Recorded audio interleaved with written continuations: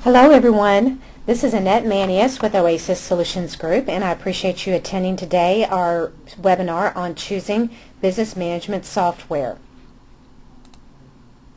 Our agenda today will be talk a little bit about Oasis Solutions Group. We're going to dive right into how to choose business management software, and if there are any questions, and then a software offer at the end. So who is Oasis Solutions Group? We were founded in 1991. We have our home quarters is in Louisville, Kentucky, with an office in Lexington, Kentucky, and Nashville, Tennessee. We have 13 employees, 2 CPAs on staff, and a couple of MBAs as well. Our project managers are extremely experienced. We have 115 years of combined experience in implementing software. And we provide support services to more than 650 clients across 15 different states. We're an authorized SAGE training center and an authorized SAGE development partner, as well as locally we've been Business First Fast 50 Award winner. Just recently we also won an award from SAGE for being one of the top partners. Our solution range is, in the accounting world, we have Sage 100, Sage 500, Sage ERP X3, NetSuite ERP, and NetSuite e-commerce. CRM world, we have Sugar CRM, Salesforce.com, Sage CRM, NetSuite CRM, and then ACT. On the HRMS and payroll, we have Sage HRMS, Sage Time and Attendance, NetSuite Payroll, and NetSuite Tribe HR. And then we have various business intelligence pieces that fit with the other software. Sage Intelligence, we have BizNet for financial reporting, Adaptive Suite for budgeting, and then Knowledge Sync that will comb your data, and this could be any data from any software, and proactively give you information. We also have additional solutions for various types of businesses. So for service businesses, we have Service Pro, barcoding, ScanForce, Sage Fixed Assets. We have various EDI solutions, Job Ops for make-to-order industry, and then we have various Sage connected services as well. So for Oasis, software is one piece of it, but really the largest piece is the partner that's behind that and who you're going to work with when you implement new software. So it's more than a tagline, it's a promise we make. Experience, software, and results. So we obviously have experience, 115 years of combined experience with our project managers. We have great software solutions, and we get results. So we work to those results. We work to your goal. And so this slide, I kept this in here. It comes from our webinar we did back in October. So as you can imagine, we had a theme of Franken Systems. So we talked about, just like Frankenstein, a Franken System is an ugly collection of old discarded parts, pieces, spreadsheets from ages past. So bring that back to life by business' lack of efficiency and their commitment to the status quo. We hear this all the time. It's how we've always done it. I'm sure you've heard that in your office as well when you try to make a change. So really, a Franken system is when your business processes and business systems become so disjointed, they become this ugly monster. So it becomes really a curse to your whole operation. We see that quite often when we go in and talk with various businesses about their systems. And it's, you know, really it's the same thing. Things are disjointed. I have a software for this and a software for that, and nothing talks to each other. We're doing all these things on spreadsheets. It just will not handle my business. So that's the most common things that we see. So we're going to talk about how do you choose a new business management software solution. So, and when I am talking about business management software, I'm talking about accounting, CRM for your sales department, could be HR for your HR department, payroll. So it's business management software, not just the accounting piece of it. So first I want to talk about what are some of your options. And again, this is not an all-inclusive list, but it's ones that we see most often. So for very small businesses, you have QuickBooks, Sage 50, which used to be Peachtree, and ACT on the CRM side. Small to medium businesses, Sage 100, used to be Mass 9200, ACPAC, Microsoft Dynamics, NetSuite, Sugar CRM, Salesforce.com, and then of course you have Dynamics CRM as well. And for large businesses, you might be looking at Epicor, SAP, Navision, Salesforce.com on the CRM side as well. So that's just a general list of products that we see in the marketplace. So another consideration is what type of deployment do you want? This is the first thing that I ask people is, because that determines what software you're going to get. What kind of deployment do you want? So the traditional deployment is on-premise. Software is purchased up front and it's installed on an in-house server at your location. You could also have hosted, which uses someone else's hardware and it's stored off-site and you access it from your office. Co-location is where it uses your hardware, so it might be your server, but it's stored off-site so that it's backed up and it's secure and that type of thing. Or we have SaaS, which is software as a service. So that is a totally internet-based. There's no server. There is nothing to install. And typically it is quoted and a lot of times paid on a monthly basis. So you're almost in a renting situation there. And again, I have a couple of cloud or no cloud advantages, disadvantages. There's probably a whole list of things, advantages, disadvantages, and it just depends on how you feel about it. So advantage of a cloud system is no server space needed. No software-specific IT needed, and backups are done for you, and you can access it anywhere on the internet. So when I think of cloud, typically I think of a SaaS model, going back to that screen before, where it's software as a service, and I have no server, I really don't need any IT on staff. Backups are done for you, upgrades are done for you, that type of thing. So that's what I think of as cloud. Although those other options are cloud as well that are on other people's servers and you're just accessing them. So cloud disadvantages, you can't function without an internet access. I was talking to a company the other day and they said that their internet access is sketchy sometimes. So it comes and goes, and they said a cloud application for them, it really is not a good option. You're renting and not owning, so it depends on how you feel about that. Security, this one on the security with the hackers, that really doesn't pertain to business management software as much as some of the other things you see in the paper, like Target got hit and some places like that. Business management software, you don't really see that much. And the ease of product migration. We have heard that if you are on a cloud-based system and you want to move off of that it's difficult to get your data. I really don't know firsthand if it is or not, but that's been one of the things that has been a disadvantage. But then again, things change over time as people get a little bit more savvy. So the software selection process. In the next few slides are going to step us through that selection process of what we see either people do or not do that they should be doing. So this is compiled from our experience of what we've seen people do and not do in that process.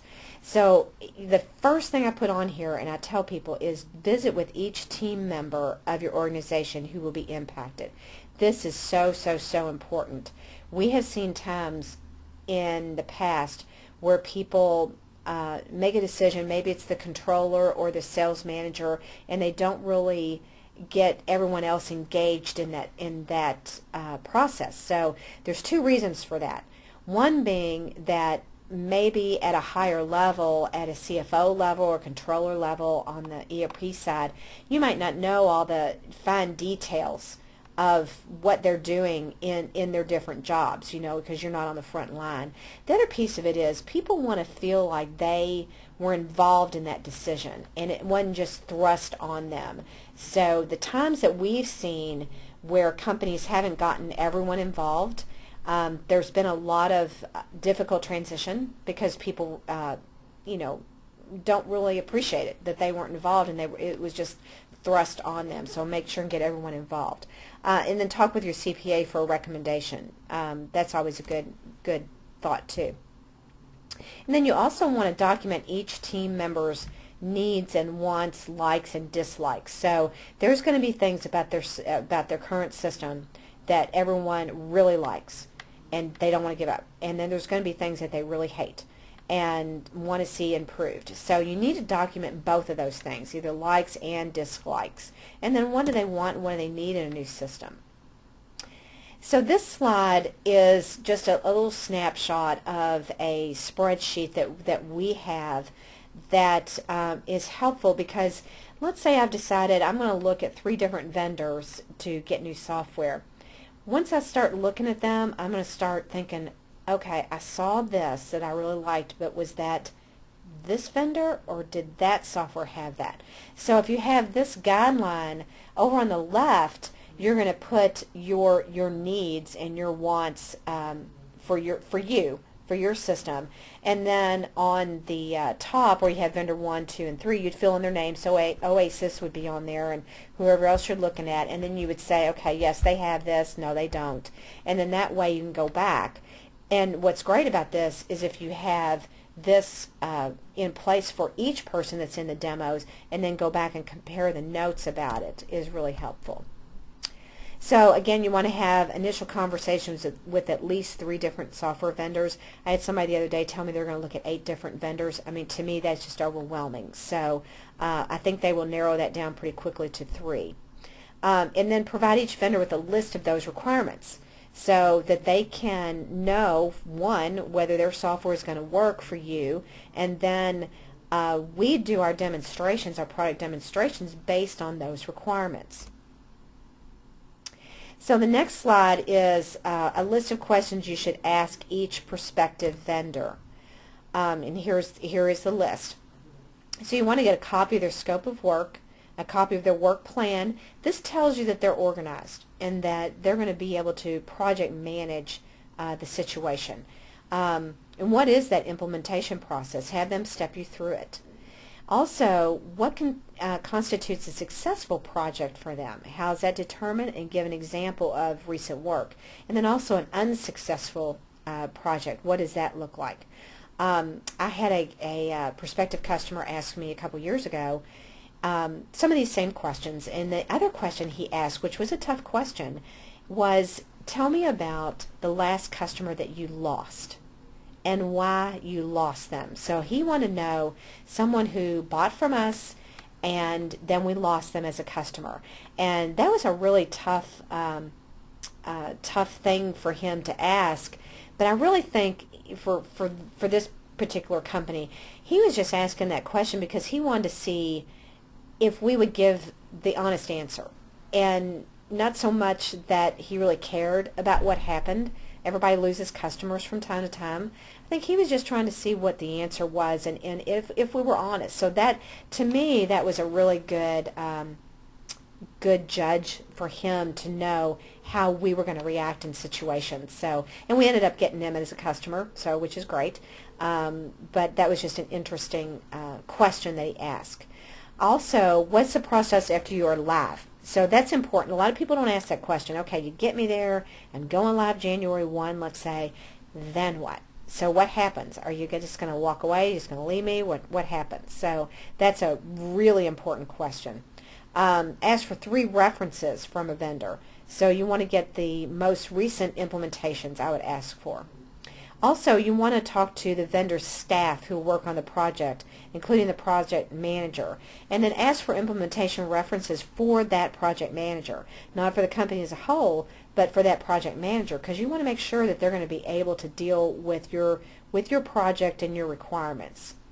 And now also, when you call references, ask if there were any issues during or after the implementation, because I'm going to guarantee you there were.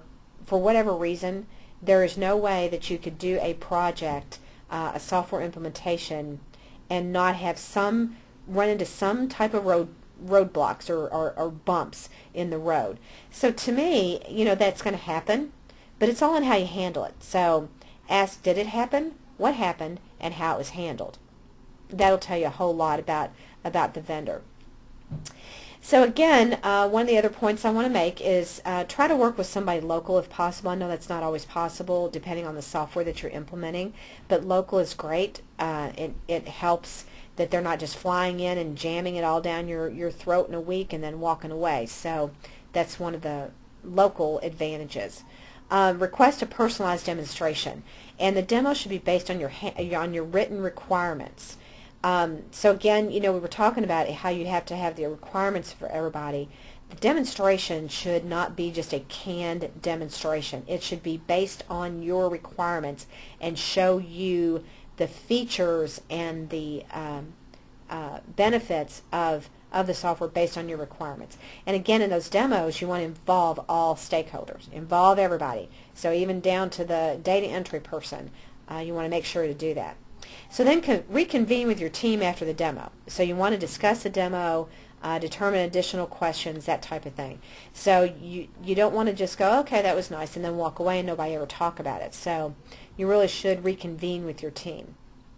Again, you want to ask for references, talk to the vendor's last 3 implementations, request a quote for product, service, and ongoing cost. That's something that a lot of people don't ask for, that we always include is, okay, this is going to cost me this to get me there, and then the year after that, what's it going to cost me, and then year 2, 3, 4, 5, what's it going to cost me? So you need to know what those costs are. Third thing on here is never haggle on price, just trust your vendor. So that's always my favorite one. Don't ever ask for a discount, just trust your vendor. And then also, if you have additional questions, it's okay to request additional demos. It's very important to choose the right partner and the right software. So if you have to go back for 4 or 5 demonstrations, then you need to do that. And I don't think that any software partner is going to have a problem with that as long as they feel like you're serious.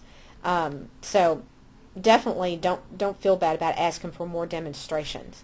You want to make sure you choose the software that best fits your company, and also the partner that best fits your company. So as I said in the beginning, that's just as important as the software is the partner.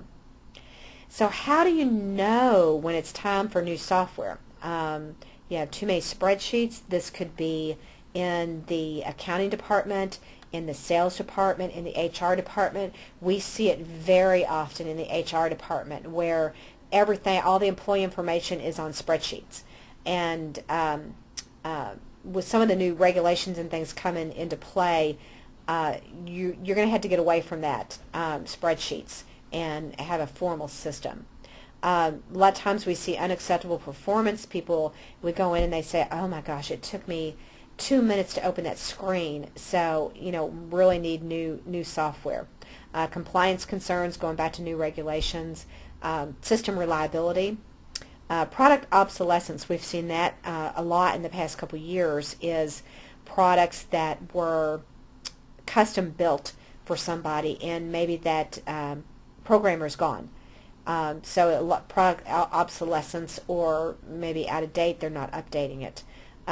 Support options become limited. So we had somebody last year that had the software that they really liked, but the company that they had originally bought it from had been bought out a couple times. So the people that bought them out the last time were not good at all in support, and it was just really a bad situation. So they felt like they just needed to change software to get out of that situation. And here's the last one on here is employee morale. You don't think about it, but that's really frustrating for an employee that is sitting there having to do all this work manually and do all these things to get around the system, or maybe it's unacceptable performance, so it's taking them forever to do their job, and they're having to work overtime because of it. So a lot of employee morale plays into that as well. So what happens after the decision? Project kickoff meeting with the PM on both sides. Installation, configuration, data transfer if you have data coming from another system, training, more training, go live, and then life is good. So you're on the new system and everything is good. So big takeaways for today. Involve everyone in the process. I can't even tell you how important that is. Another thing is, it'd be nice if you could record demos to ensure you're selecting the right solution. So going back to that, let's say I'm doing 3 demos within a week.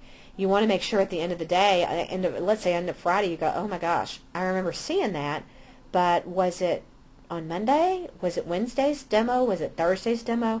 So recording that would be good, and also use that spreadsheet that I showed you. And then another big takeaway is pick the right partner. Software is a big component of it, but the partner that's going to support you is really the biggest component. So when we go in and we talk to prospective customers, the one thing I always ask them is, why do you want to change? What is it? And they tell me, the problems with the software and all of that. And I ask them, how was the implementation when you did it? And most people will roll their eyes and go, oh my gosh, it was awful. And you start talking about, why was it awful? Well, it's because they didn't do their due diligence on the upfront about the partner. They were more concerned about the software fitting, and they weren't concerned about, is the partner going to support me? Can the partner implement this? Is this the first time the partner has implemented this software? So there's a lot of questions there that are very important. So if you'd like to discuss your business management system, I will be sending out this PowerPoint to everyone who's attended, and you can also get this on our blog. You can click on the link before and or below, and you'll get this special webinar replay offer. So I appreciate everyone coming today, and remember, software doesn't have to be scary.